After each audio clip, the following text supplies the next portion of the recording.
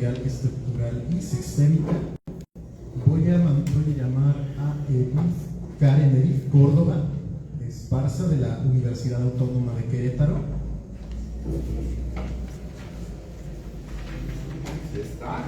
Sí está, claro. De igual manera voy a llamar a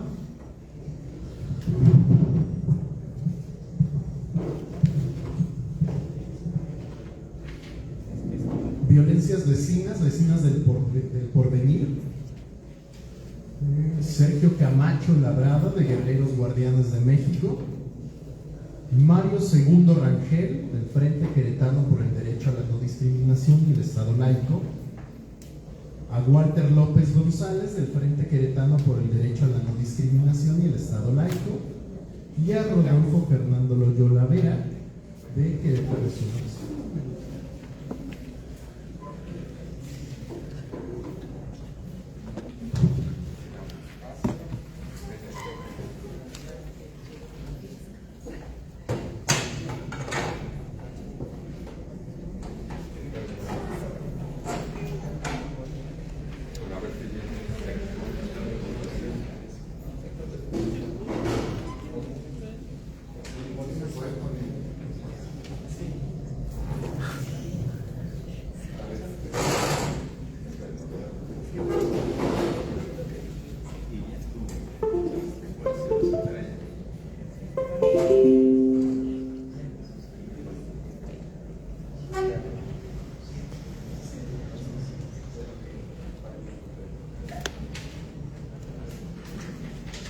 De acuerdo, pues vamos a continuar con esta tercera mesa de violencia territorial, estructural y sistémica, abriendo con Karen Edith Córdoba Esparza, de la Universidad Autónoma de Querétaro. ¿Sí está presente? Le damos al siguiente, no hay problema. Continuaremos con pues este es anónimo, es una ponencia individual cuyo objetivo es analizar y visibilizar la violencia institucional que enfrentan los niños, niñas y adolescentes que son puestos bajo resguardo del Estado, destacando las omisiones y deficiencias en la atención integral que reciben, con el fin de proponer estrategias que garanticen su protección efectiva y el respeto pleno de sus derechos humanos. ¿Quién nos hará el honor de leer esta?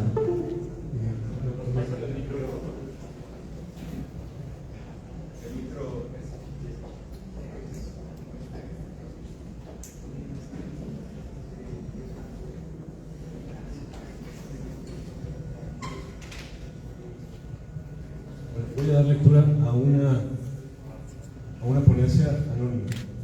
De acuerdo a la Ley General de los Derechos de Niñas, Niños y Adolescentes, en el artículo 4, los centros de asistencia social, conocidos como CAS, brindarán acogimiento residencial a niñas, niños y adolescentes como una medida especial de protección de carácter subsidiario que será de último recurso y por el menor tiempo posible, priorizando las opciones de cuidado en un entorno familiar. Según las cifras del censo 2020 publicadas por INEGI, 53.862 personas de 0 a 17 años en México eran usuarias de alojamientos de asistencia social.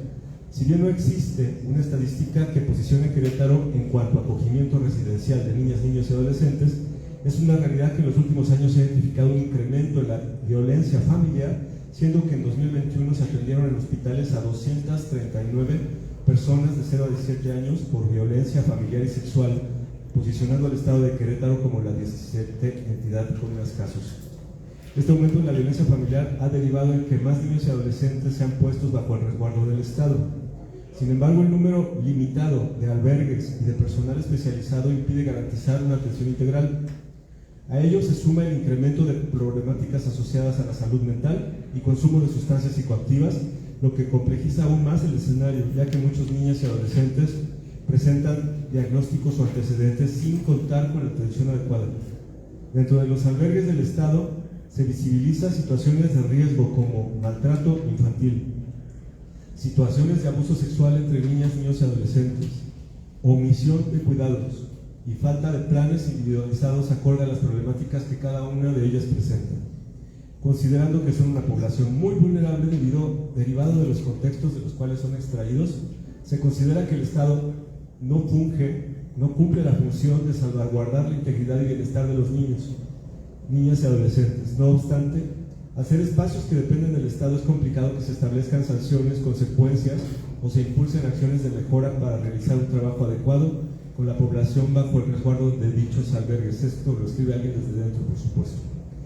Por ello, es necesario crear mecanismos innovadores y especializados que permitan analizar, atender y prevenir las violencias que afectan a niñas y adolescentes, como modificar los modelos de atención a ellos en centros asistenciales, crear espacios con infraestructura adecuada, contar con personal especializado dentro de los centros asistenciales a fin de brindar una adecuada atención, diseñar e implementar estrategias interdisciplinarias de atención y prevención, generar alianzas con instituciones gubernamentales, sociales y académicas para proporcionarles herramientas a estos niños y adolescentes y fortalecer a sus familias, sancionar a funcionarios públicos que realicen acciones de maltrato infantil, negligencia y omisión en contra de estos jóvenes institucionalizados. Propuestas: creación de un comité conformado por diversas instituciones a fin de supervisar los centros asistenciales. Aquí yo comento, CIPINA se creó como adorno de ese Sistema Nacional de Cuidados de Niños y Adolescentes y no funciona en ningún estado ni a nivel nacional. Realizar jornadas de prevención sobre conductas de riesgo en el entorno familiar como espacios para apoyo a progenitores en la adquisición de herramientas parentales. Modificar los modelos de atención a niños y adolescentes en centros asistenciales a fin de salvaguardar su integridad y bienestar, como proporcionarles un plan individualizado de calidad y calidez, procurando evitar situaciones de riesgo. Sanciones a funcionarios públicos como situaciones de maltrato, omisión o negligencia, boletinarlos a nivel federal para prevenir, continúen trabajando en instituciones con menores de edad. Imagínense de lo que será testiga la persona que escribe esto. Ciertamente un testimonio impactante. Vamos a continuar con la Vecinas del Porvenir. Es una violencia colectiva cuyo objetivo es mostrar la aquiescencia de las instituciones y la violencia ejercida directamente por el Estado o bien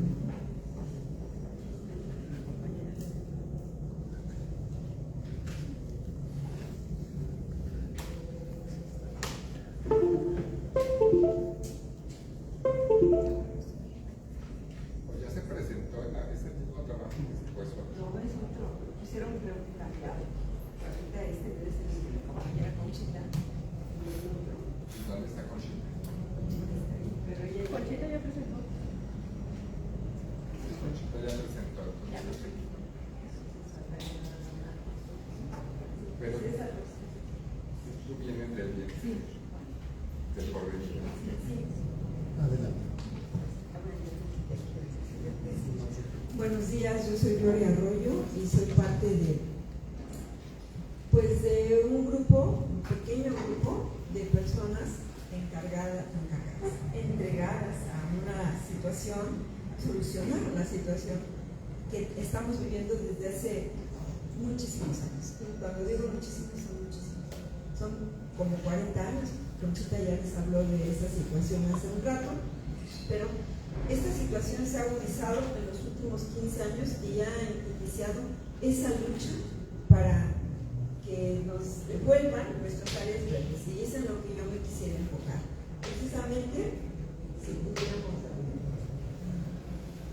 Esto que ustedes ven aquí es el centro de una solución que hemos estado impulsando a través de varias compañías, entre ellas voy a seguir, bueno, vamos a ver cuál es el propósito de que yo me encuentre aquí esta vez. El propósito es hacer evidente la violencia que en los rubros de espacios públicos para la convivencia vecinal, recreación y participación de las mismas habitantes de esta colonia nos inviten a la planeación ciudadana, y que esa situación que está prevaleciendo en la colonia tiene una respuesta que ya hemos iniciado a dar. Entonces, para ello, pues, ven ustedes una foto que me proporcionó mi compañera y vecina Conchita, que es precisamente del primer movimiento que vimos, de que se empezó a hacer una gasolinera sobre un terreno que originalmente era un área verde. Y allí fue el primer movimiento de personas a las cuales pues les agradecemos y los hago presentes aunque no estén aquí. Bueno, la siguiente situación es que la Colonia El Porvenir es parte de la Delegación Centro, es la zona vieja de Querétaro, y también el número de habitantes en este momento son aproximadamente con 1.839 personas, o somos, de las cuales las áreas verdes recomendadas por habitante, de acuerdo con los diferentes estándares, varían de 9 a 15 metros cuadrados por habitante. O sea que con 1.839 por 9 deberíamos de tener un mínimo de 9.450 metros cuadrados. ¿Cuáles son las áreas verdes que las contamos? Pues me faltaron ceros. Ahí, sí. Bueno, a la siguiente. Me doy cuenta que tuve un error. Sí tenemos áreas verdes. Sí. Esas áreas verdes son, fíjense, la fabulosa cantidad de 218.57 metros cuadrados. ¿Por qué no lo consideré mala intención mía? No, señores, esos metros, que para nosotros son valiosísimos, están en posesión de un particular que tiene un negocio. ¿Sí? Entonces, cuando empiezo a ver cuál es la ponencia, la violencia por la cual puedo participar a invitación de nuestra compañera Estefanía, y dijimos, pues, empecé a ver el catálogo y casi eran todas. Yo nomás sobresalí ahí algunas, como son la violencia patrimonial. Esa violencia patrimonial nos parece fundamental. ¿Por qué? Porque precisamente esas áreas verdes son patrimonio de todos los habitantes de esa zona densamente poblada, cercana a un hospital, aunque sea particular, es un hospital, es una clínica hospital con mucha afluencia.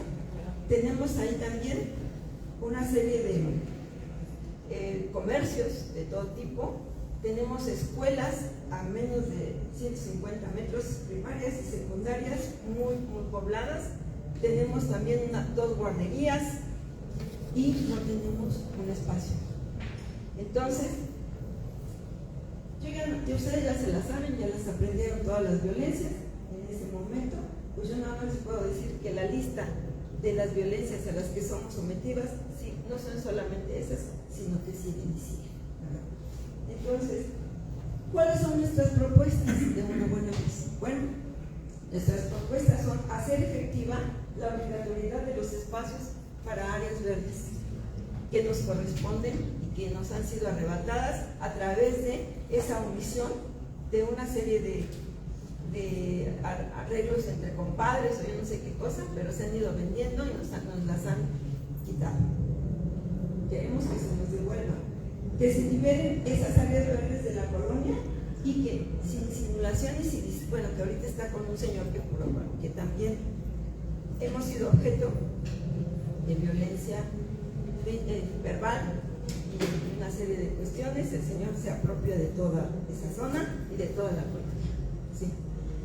Lo que queremos es que se nos invite y se nos cumplan las promesas y las peticiones que, como ya lo comentaba mi vecina Conchita, se han hecho o han surgido de la misma autoridad, pero que nos las lleven a cabo y bien, como lo acordamos, no como ellos quieran hacerlo, y que ahí se eviten el ocultamiento de una serie de soluciones o de soluciones jurídicas que no se llevan a efecto porque es mi amigo, porque lo conozco, porque, en fin, ¿sí? Entonces, pues eso es lo que les quiero comentar. Y una última situación que les quiero pedir, a nombre de mí, de mis compañeras y de todos los habitantes de la colonia, traemos una lista para poder solicitar las firmas de ustedes, que si fueran tan amables, ¿cuál es el propósito de recabar estas firmas? Es hasta hacer un ejercicio o aplicación de lo que es esa ley de participación ciudadana promovida por muchos de los que aquí se encuentran y que ha sido finalmente aceptada. Queremos hacer uso de una de ellas, que es la audiencia pública. Ya se efectuó la primera esta semana. Y queremos que ya vayan más. En este caso, si ustedes nos apoyan, creo que no dudamos que ya vamos a concluir eso. Entonces estaremos por aquí para si ustedes nos pueden dar su firma y apoyarnos, entregarlo a la brevedad posible. Muy bien. Vamos a continuar con Sergio Camacho Labrada, de Guerreros Guardianes México. De acuerdo. Vamos a continuar entonces con Mario Segundo Rangel, del Frente Queretano por el Derecho a la No Discriminación y el Estado Laico, cuyo objetivo de la ponencia es sensibilizar la problemática de las personas sin hogar en la ciudad de Querétaro y la experiencia positiva del Centro de Servicios Temporal Alcanfores, que sirvió como refugio durante la pandemia por COVID-19. Mario, adelante. Buenas tardes, mi nombre es Mario Puledo. Antes que todo, no me quiero victimizarme porque fui persona de calle hace 7 años y vengo a sensibilizar dentro de los patrones que marcaba el formato, porque realmente sí es complicado. Vienes de una familia donde te violan, vienes de una familia pues tiene relaciones entre hermanos, pues al momento que ya no aguantas, pues dices, ya ni creo en nadie y vas cayendo a la calle. Totalmente no sabes, un día ya de repente estás caminando y ya regresas, no sabes, se te acaban todas tus sociedades. Me dicen, ¿cómo caes en calle? Pues ya no crees en tu Dios, puedes decirlo, ya no crees en tu familia, ya no crees en la sociedad, echa la mano, los amigos, ya no crees en nadie.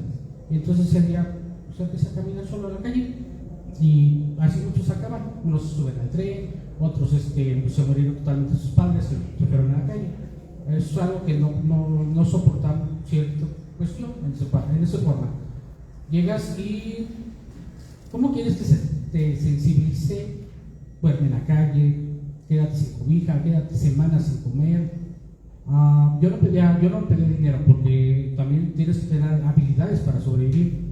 A mí las personas que me ayudaron a sobrevivir dentro de la calle fueron las que veían que juntaba botes y latas y me decían, júntalas así, así. Gente que ya murió, que se aventó al tren, esa gente que viste que se murió, un borrachito ahí en el centro, esos son los que me ayudaron mucho. No consumí drogas ni nada, era más mi problema más mental, me daba vueltas y vueltas, mi salud mental empezó a deteriorarse, empecé a hablar yo solo, empezaba a decir, no manches, ¿qué show, qué hago? Me empezaron a apoyar esas personas de calle y se hace la unidad, no como la unidad que puedes ver como haces tus amigos, no, porque todos tenemos desconfianza de ciertas cosas que nos puedan pasar. Paso ahí como 5 años viviendo en calle, soy de aquí de Querétaro. Yo no tenía dentro de estas discriminaciones, yo no podía entrar a Jipatí. No sé, ahorita no lo he intentado porque es parte de un proceso que también llevo, de no regresar a los lugares donde estaba en la calle. Luego los comento rápido por qué. No podía entrar a Jipatí porque soy queretano. Me dicen, es que traes papeles de Querétaro y este albergue nada más es para puros foráneos y gente de igual de los otros municipios, menos tú, porque tú tienes familia. Digo, pero si ya me pasó esto, ¿qué hago? Lo siento, así es la norma y lo puedo pasar. Ok, dije, no hay problema. Me dormí aquí en la iglesia, es una iglesia que abre mucho por el Jardín Guerrero, donde está el Santísimo. Yo ocupaba ahí para quedarme ahí sentado y dormido, y de repente ya empecé a calle y ya luego te enseñan la demás banda cómo está el show. También te enteras de todas estas cosas que pasaron con las mujeres, que hay mucho, se dice pirata. Hay mucha gente que entra dentro de calle. No tenía ni para una pistola, yo no tenía ni para no manches, la gente no tiene para agarrar un cuchillo o comprar droga suficiente para ponerte. Lo que quieres es morirte y poco a poco va pasando el tiempo. Te discriminan los que salen de los bares, pues estás acostado, se orinan enfrente de ti, te escupen, te hacen todo, o sea, te avientan de todos los trabajadores que entran a las 5 de la mañana, Ahí va el hijo de, ¿cómo decían en ese momento? Ahí va el hijo de Pancho Domínguez. No, está el hijo de Pancho Domínguez. Y ahorita se va a dormir toda la noche y hasta la mañana se va a levantar sabiendo que uno no duerme dentro de calle. Porque lo más que le tienes miedo no es a otro tuyo, le tienes miedo a la policía. Que te vaya a tumbar lo poco que traes y que te corra a golpes, porque tú no existes para nada. Está la basura, tú eres abajo de la basura. Y así es esta gente de calle. Sé que tienen sus problemas, adicciones, tienen alcoholismo. Yo cuando empezaban a tomar, yo ya no me juntaba con la banda. También tienes que ser guante, trató también de cierta forma de meterse. Yo siempre digo, espérate, cuando está así la banda, no te juntes ahí. Porque ciertamente ya no son tan, no están sacando su sensibilidad que tienen, ¿no? Es el odio, el miedo, todo eso que pasa cuando los ves así totalmente. Ya no te juntes, no les hables, déjalos así. Y dentro de esto, pues el gobierno te ve así de esta forma y pues nada más se acuerda en diciembre. Ahorita ya va a ser una buena temporada porque te da cobijas, te da esto. Llego al parque de Alcafores cuando empieza la pandemia del COVID y ahí también la gente me empezó a confundir porque decía, ¿tú trabajas para frente o eres aquí del parque? No, soy de la calle. También empezaron a decir, ¿cómo? Sí, hay sacerdotes, hay ingenieros, hay doctores, hay abogados, o sea, totalmente ahí en la calle. Aquí había uno que llegaba y igual se metía mucho a la biblioteca, hay de todo. Y llego a Alcafores, se me pone cierta mesa donde empiezo a agarrar. No ha sido fácil, porque después de salir de calle, teniendo un trabajo y una casa, todavía seguía comiendo de la basura de la calle. O sea, así fue ese proceso, por eso no me acerco mucho a los lugares, porque tengo un psicólogo, tienes que tener mucha voluntad para poder volver a una vida normal, que una vida no es normal. Y qué bueno que no es normal. Pero sí necesitan un poco más de sensibilizar, pero también hablar que ciertas partes del gobierno es fría. Y me han dicho, somos fríos, no vamos a darte el abrazo, no. Pues obviamente.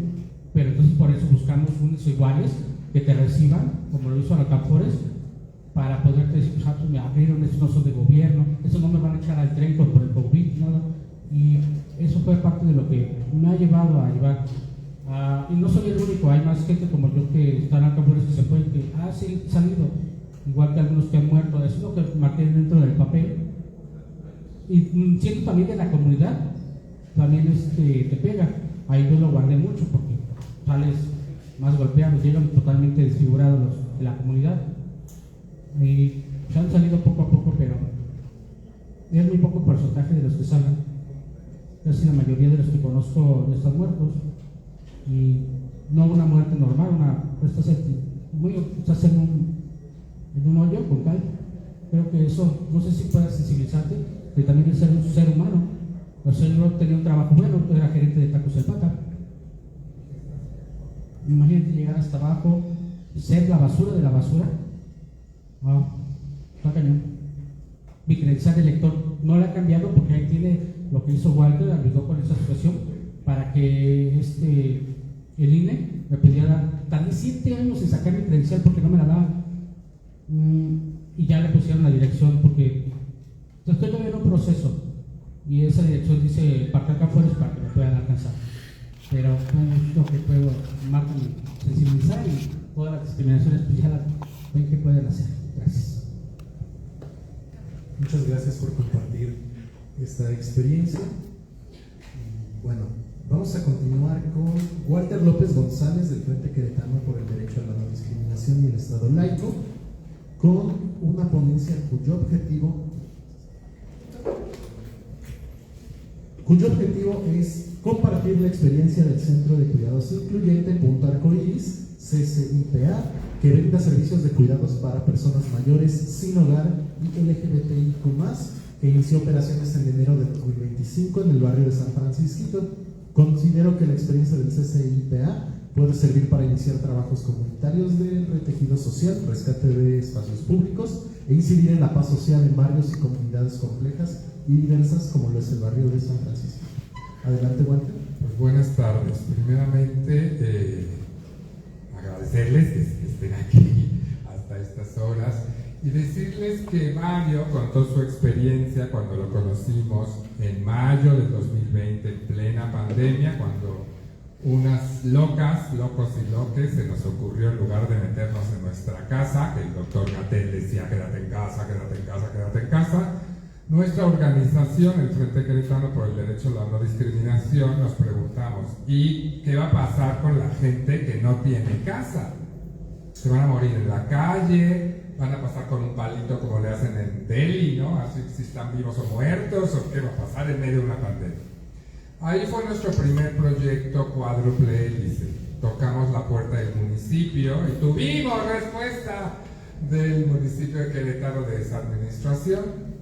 Tocamos la puerta de la UAC, de la Universidad Autónoma, y tuvimos respuesta de la UAC, de la misma rectora, la doctora Tere en ese tiempo. ¿Por qué? Porque nos decían que si se... Recordar que en la pandemia se desinstitucionalizaron, decían no dejen a la gente en los hospicios, ni en los asilos, ni nada, echen a la calle. Entonces, bueno, finalmente creamos este refugio temporal del que habló Lucero. Aquí en Querétaro pasaron por ahí 133 personas, entre ellas Mario, y quiero decirles que Mario, que lo conocimos en el 2020, ahora es el coordinador del Centro de Cuidados Incluyente Punto Arcoíris, CIPA, en San Francisco.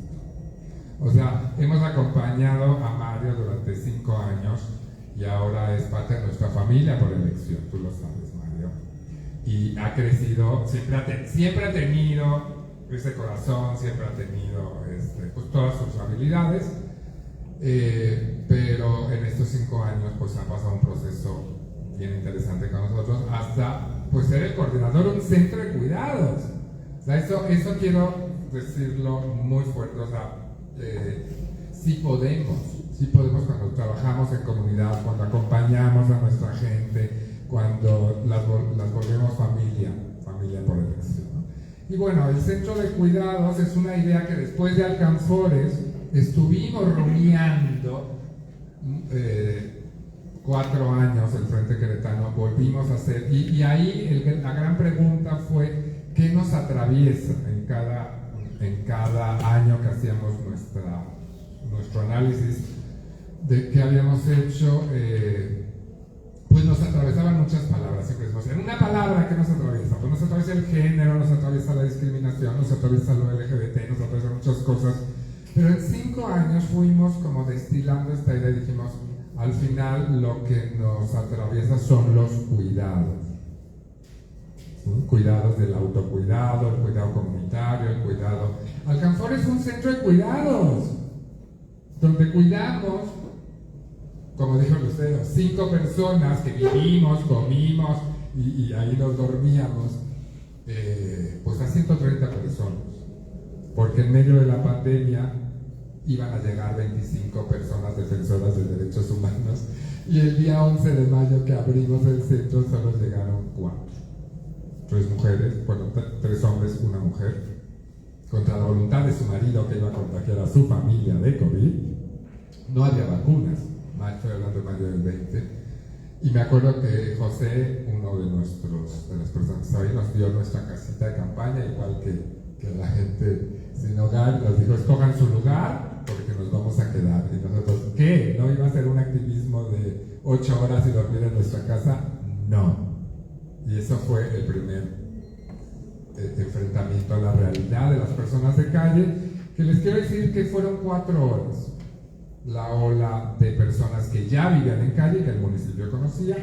Después tuvimos una segunda ola terrible, que eran las familias con niños expulsadas por sus renteros, porque no les pagaban el cuartito donde vivían, albañiles, plomeros y gente pobre. ¡Guau! Con los niños en la calle. La segunda ola fue terrible porque fueron las personas expulsadas de sus núcleos familiares. Estoy hablando de mujeres que llegaban golpeadas con niños a medianoche.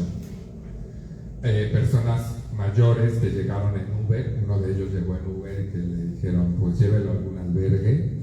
Nosotros, pues regreso con su familia, tiene la aplicación, pues ya no contesta. Y personas LGBTIQ+, que en el confinamiento sus familias se enteraron de su orientación e identidad de género y no tuvieron más corazón que expulsarlas a la calle, igual que a las mujeres, igual que a los ancianos. La cuarta ola fue terrible, personas con graves problemas de salud mental. Ahí tuvimos un gran conflicto si las aceptábamos o no, éramos el único refugio en toda la ciudad y nos llegaban con carros de policía a las 3, 4 de la mañana porque viajaban como zombies. Y les dijimos sí, siempre y cuando venga el CESAM, nuestro Centro Estatal de Salud Mental, a medicarles, porque es un tema de medicación, nos tocaba así como el niño de ponerles la pastilla en la noche y en la mañana. Y la quinta ola fueron migrantes. No sé si sepan, pero estaba Trump ahí y Trump regresó a muchos migrantes a México y muchos se quedaron atrapados en Querétaro. Bueno, estas eran las poblaciones de calle, no estamos hablando de una, sino que fueron 5 durante la pandemia. Y esta resonancia, este ejercicio que hicimos durante 5 años de los cuidados, finalmente llega Mario otra vez con nosotros, se muere nuestra pastora de nuestra iglesia incluyente, se muere uno de los fundadores del Frente, y fue el momento en que en pleno shock y duelo y dolor dijimos, ya tenemos que hacer esto en memoria de nuestras muertas, muertos.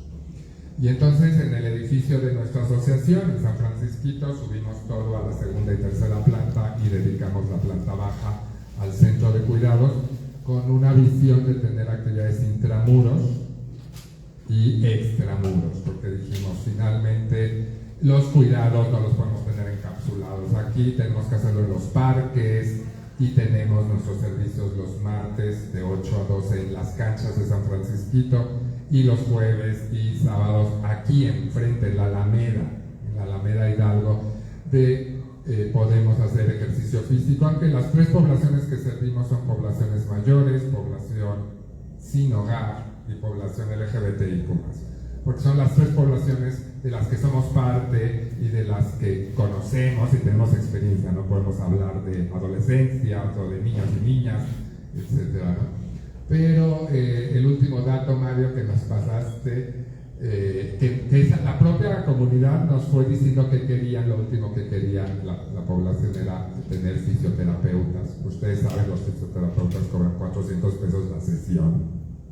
Pues nosotros, gracias a amigos y amigas, hemos recaudado suficientes fondos para pagar 2 fisioterapeutas maravillosos con gran compromiso comunitario que están allí. Y la gente por primera vez de este barrio tan complejo que es San Francisco, que te toquen, que te pongan los electrodos, que te apapachen, es una maravilla. Y creemos, yo les recomiendo ahí, ahorita no lo pudimos poner, nuestra página de Facebook, métanse ahorita y se llama Centro de Cuidados Incluyentes, CCIPA, y ahí van a ver, pues, cada martes de cuidados, jueves de cuidados, sábados de cuidados, todas las actividades que tenemos, etcétera. Y el último número del mes de octubre pasaron por ahí 154 personas, usuarias. Ya, como dijo Mario, ya no somos el bebé que nació en enero de este año, sino ya somos la adolescente con 150 personas y vamos creciendo. Entonces, pues métanse a la página, si quieren conocer el centro, llámenos, si quieren donar, porque estamos creciendo y necesitamos más donaciones, pues somos una C, o sea, nos van a donar a una C y tenemos recibos y toda esta historia. Y creemos, porque esto es un proyecto totalmente comunitario, siempre nos decía la gente, ¿ustedes son del gobierno? Lo mismo en el Campores, que nos decían, no, somos sociedad civil. Y les hablábamos desde una sociedad civil, les decíamos, desde una población discriminada a otra población discriminada en Alcanfores hace 5 años, es lo que estamos haciendo ahora en el CIPA, y creemos que esta experiencia comunitaria puede replicarse y estamos buscando replicarlos en más municipios del estado. Gracias. Muy bien, vamos a continuar esta mesa con Rodolfo Fernando Loyola Vera de Querétaro es 1, Una ponencia individual cuyo objetivo es plantear una perspectiva sistémica con acento biológico, partiendo del hecho de que el ser humano es un animal mamífero que por las características inherentes a su condición requiere de espacios en los que exista seguridad emocional para el individuo en la etapa temprana de su desarrollo. ¿Ya terminaste ya? Bueno, muchas gracias, Walter. Particularmente muchas gracias por invitarme. Yo quiero hablar de una cosa que todo el mundo sabemos, o sea, no voy a hablar de nada nuevo, pero muchas veces o no lo aceptamos o ya se nos olvida, ¿no? Y desafortunadamente no se puede ver la presentación del sistema CNU a trabajar. Entonces, primero yo voy a partir de ciertos axiomas, es decir, ciertos postulados que creo que no son discutibles. Y lo voy a decir muy rápido. Primero, todo ser vivo se realiza en un medio. Segundo, el ser humano es un ser vivo. No hay discusión ahí. El ser humano es un mamífero y por lo tanto presenta todas las características de esta clase. ¿Okay? Siguiente, para que la vida se conserve en el tiempo, el ser vivo requiere acoplarse estructuralmente al medio en el cual habita. Es decir, yo me tengo que adaptar, porque si no me adapto, muero. Y entonces, este es un tema súper importante, porque de aquí empieza a partir la posibilidad de entender por qué tantas conductas tan diversas. Porque son las respuestas que el ser humano individual da a su medio específico. Y puede ser a través de problemas de salud mental, puede ser a través de violencia, puede ser a través de todas la infinita gama de posibles conductas humanas. Porque cada quien en su experiencia construye su propia, o se va construyendo su propia estructura. Y por lo tanto su propia capacidad de reaccionar ante un medio específico. Y bueno, entonces, ahora, ¿qué pasa con el medio? Perdón, ¿cuáles son las características de los seres humanos como mamíferos? Y creo que de alguna manera ya se tocaron aquí. Primero, comportamiento social. Aunque todo lo estamos viendo mucho desde la perspectiva individual. Yo creo que es un punto que tenemos que cuestionar fuertemente. Y creo que se ha hablado aquí de eso. Segundo, que ya también se habló, relaciones afectivas. Nosotros somos seres emocionales y lo que nos mueve es la emoción. Entonces eso tenemos que rescatar. La comunicación emocional también, el cuidado parental y la necesidad de pertenencia. Siempre tenemos que tener una comunidad, siempre, porque no podemos vivir sin ella, punto.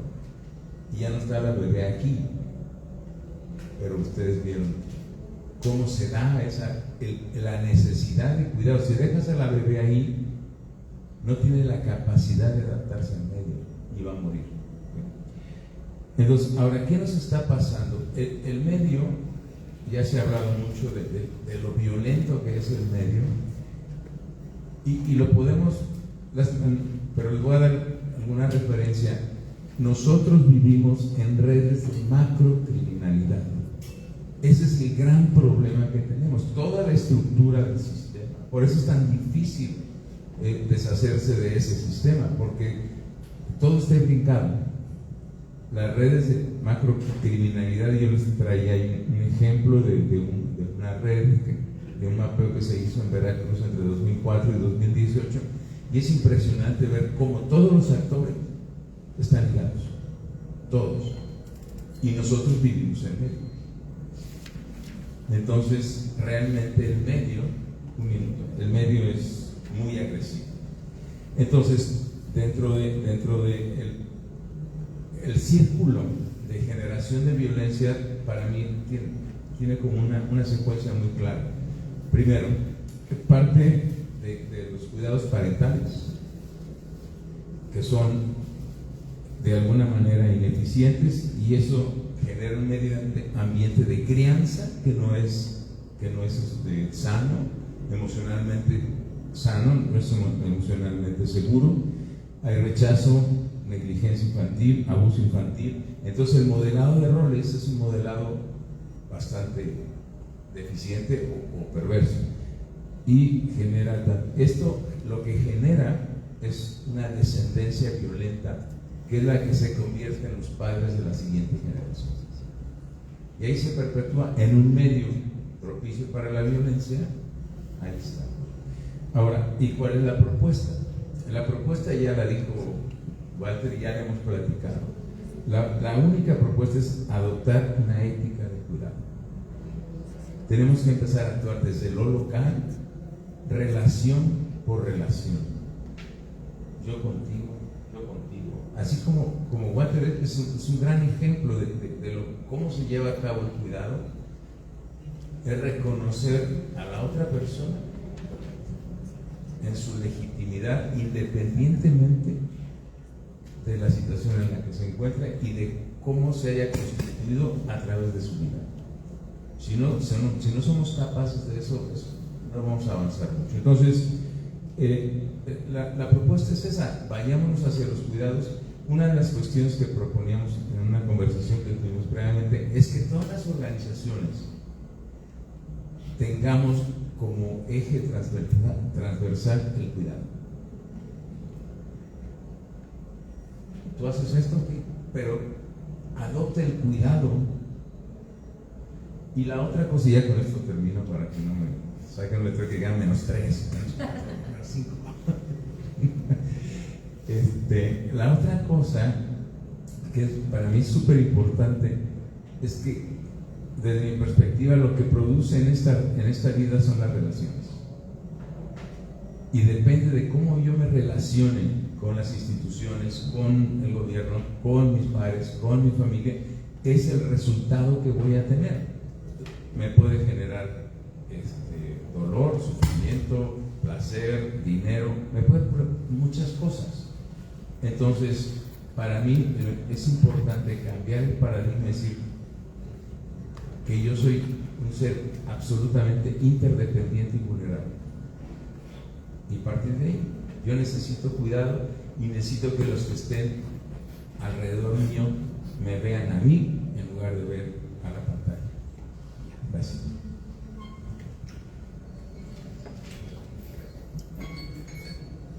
Muy bien, a continuación vamos a presentar a Tierra Feliz y la presentación Tierra Feliz y Florida de la organización Amili, presentada por Joy y Adrián.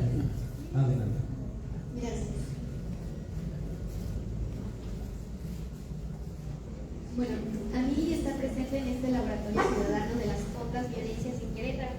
Yo soy Joy Venegas. Y yo, Adrián Santos. Y en representación del Comité de Cuidado y Protección de Amili participamos para visibilizar una forma de violencia que muchas veces pasa desapercibida, pero que nos afecta profundamente en lo cotidiano: la violencia estructural. La que sigue, por favor. Agradecemos la convocatoria del laboratorio y nos sumamos para dialogar desde la experiencia, la dignidad y la defensa del territorio. Tras la llegada de la zona... la que sigue, por favor.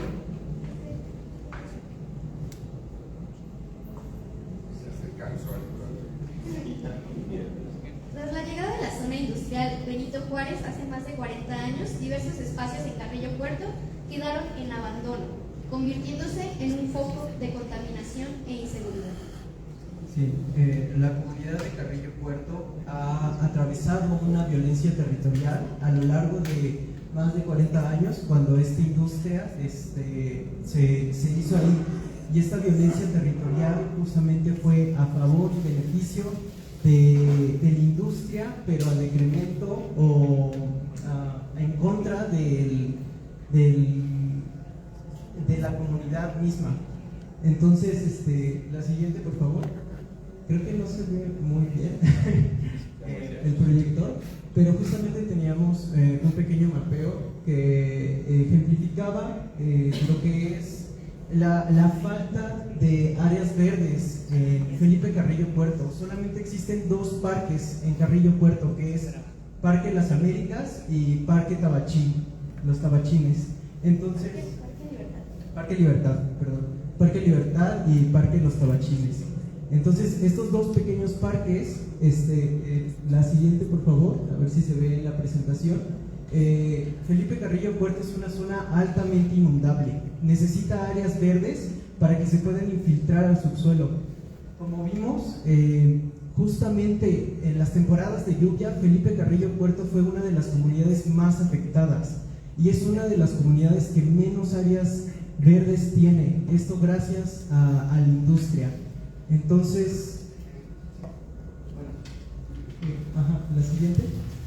Entonces, justo por esta necesidad de la propia comunidad de tener un área verde y un área recreativa, desde hace más de 20 años se pusieron manos a la obra y ellos mismos tomaron un predio que no era de nadie, que era un basurero, un foco de infección, y se pusieron a trabajar, necesitaban ese espacio, esa área verde, y llevan más de 15 años trabajando este espacio.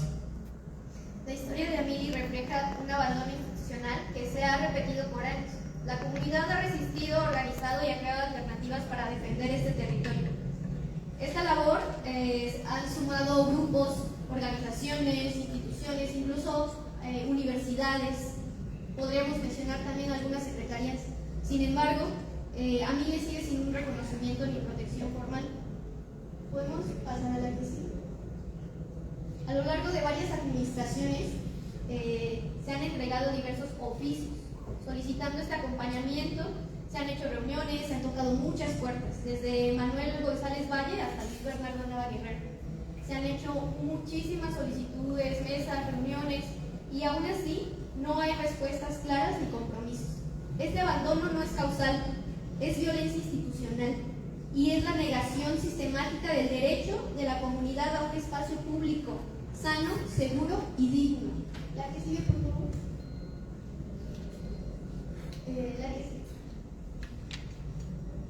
La siguiente. Aquí mostramos dos imágenes de estos oficios, específicamente de expropiación. Sin embargo, pues como les comento, han sido bastantes, han sido más. La que sigue, por favor. Y bueno, justamente hablando de estas violencias, como comentó Joy, son violencias estructurales, porque atraviesan no solamente las instituciones, sino también el patrimonio de las familias que viven en Carrillo Puerto, de la comunidad, y también son violencias territoriales, de quienes justamente buscan un lugar, un refugio de la ciudad y que no se la dan. Y estas violencias se ven acrecentadas por las crisis ambientales que estamos atravesando. Estas inundaciones, estas lluvias, lo único que va a pasar va a ser justamente acrecentar esta desigualdad que se vive en Felipe Carrillo Puerto. Y estas violencias generan otros tipos de violencia que podemos también mencionar. Esta violencia material directa, a través de robos, daños, invasiones, acumulación de basura y actos que ponen en riesgo a quienes habitan este espacio en específico. La violencia ambiental, como ya decíamos, a través de todo lo que rodea el Carrillo Puerto, que tiene que ver con la industria, se genera una alta acumulación de materia particulada, de PM2.5 y PM10, como decía por ahí Pamela, que estaba aquí presente. Es importante mencionar también cómo nos afecta a través de una violencia emocional e incluso psicológica el no tener espacios para recrearnos. Este sentimiento que surge desde la solastalgia, desde esta añoranza de estos espacios verdes de encuentro. Esta violencia ambiental también se ve reflejada en el alto riesgo de incendios que tienen estos predios por el uso de pirotecnia y por la falta de gestión de residuos por parte de los servicios municipales. La violencia también se ve reflejada hacia las niñeces y hacia personas cuidadoras. Cuando un territorio verde no está protegido, lo que se pierde no solo es un suelo o infraestructura, se pierde el derecho al juego, al descanso y a la naturaleza y a un ambiente sano. La infancia en Carrillo Puerto, estas niñeces, están creciendo sin áreas seguras y accesibles. Ni un parque ni un jardín son un lujo, son un derecho. ¿Podemos poner la que sigue? Es por eso que defendemos a Amili, porque se trata de un derecho básico a la recreación, a la salud, a la naturaleza y a vivir en un entorno digno. En pocas palabras, estamos pidiendo, queremos que Amili deje de ser invisible y que su cuidado sea un compromiso compartido. Y bueno, ¿cómo proponemos visibilizar a Mili? Primero, teniendo certeza legal. Actualmente el predio sí es privado, pero el dueño ya está fenecido, sin herederos conocidos.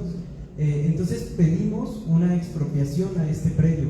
Ha pasado también en diversos parques aquí en Querétaro, y justamente hay una ley en Querétaro de expropiación en la que dice que si un predio ha sido abandonado por 40 años y tiene una función social por más de 10, 15 años, entonces se puede expropiar.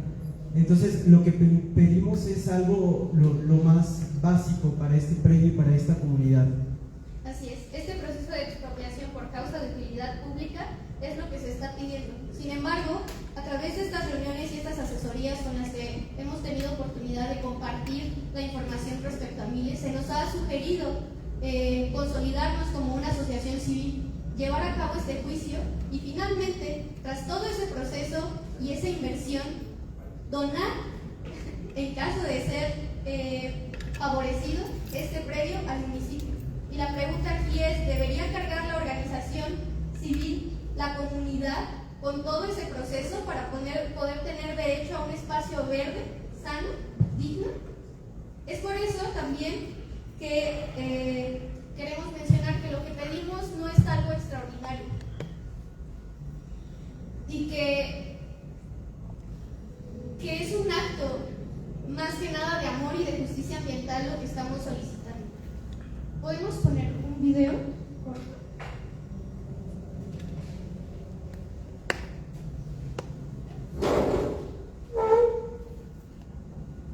Sí. Dicen que la esperanza habita en los lugares donde la vida existe.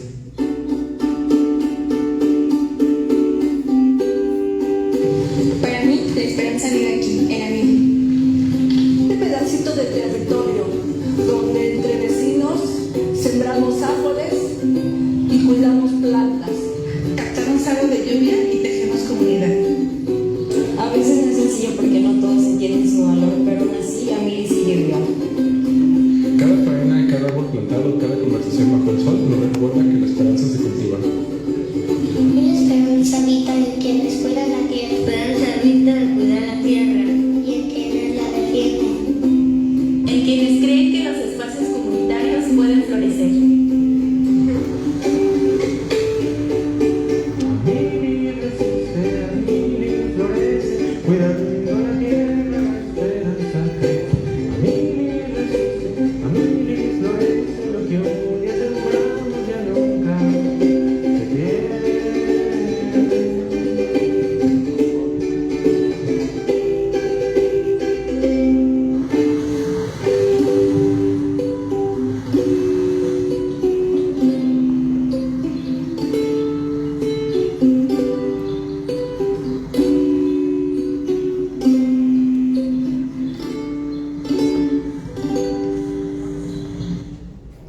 Con este video queremos cerrar y decir que el reconocimiento de los espacios comunitarios también son una infraestructura esencial para la vida.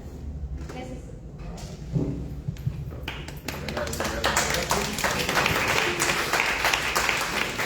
Y con esto concluimos la tercera mesa de trabajo. Si hay preguntas, sí. no, hemos concluido. Sí, faltan preguntas. Estamos a punto de concluir.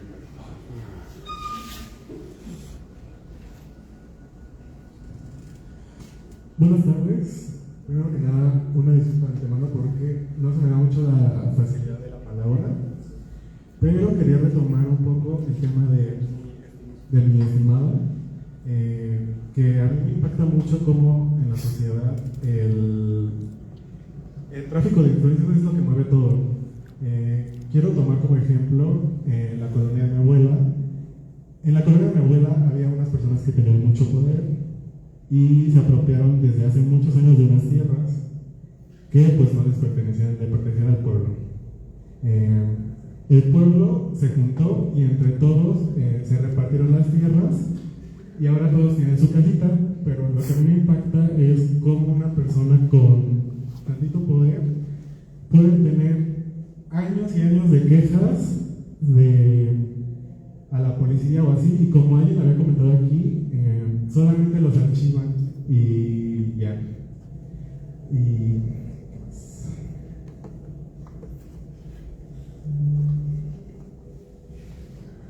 Y pues como dijo Luis, la única manera en la que se puede solucionar eso es quejándote, quéjense y marchen, porque si no, nunca nos van a hacer caso.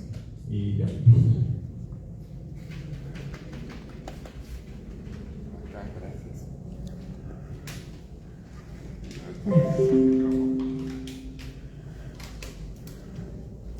Yo quería compartir algunas reflexiones a partir sobre todo de lo que expuso Rodolfo. A mí me hace mucho ruido esta idea de transformar el concepto de violencia en un concepto de falta de cuidado. No sé, todavía no he podido reflexionar bastante sobre esto. Para mí siguen siendo dos cosas distintas, aunque es cierto que es posible que la persona violenta venga de un ambiente en los que no han recibido el cuidado adecuado. Sin embargo, si yo estoy en el camión y un hombre me toca, no deja de ser un macho que se cree el dueño de toda la mujer del mundo, ¿no? Y, ok, entonces,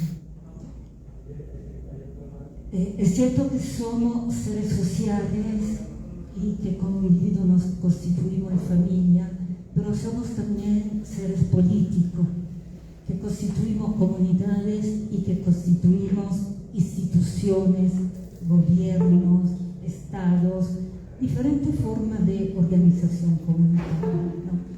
Entonces creo que esa falta de cuidados no la podemos dejar solo en manos de la familia.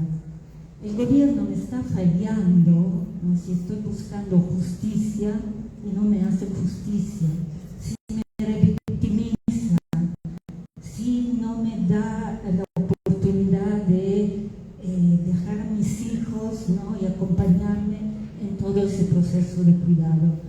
Entonces, nuevamente, yo quiero hacer un llamado nuevamente sobre dejar esa visión individual y regresar a una visión colectiva o comunitaria que el Estado está violentando. Y lo hemos visto en el caso que nos acaban de presentar, lo hemos visto en nuestra colonia y lo podemos ver en muchos lugares de este territorio, ¿no? Entonces, si no estás de su lado, eres el enemigo y ahí te cae con toda la violencia institucional posible, ¿no? Y esto, no sé, digo, si esto lo tengo que reconducir a la educación que han recibido en familia, bueno, han recibido una educación conformista, ¿no? Que los está acostumbrando a adecuarse a un sistema al que más bien hay que rebelarse, yo creo.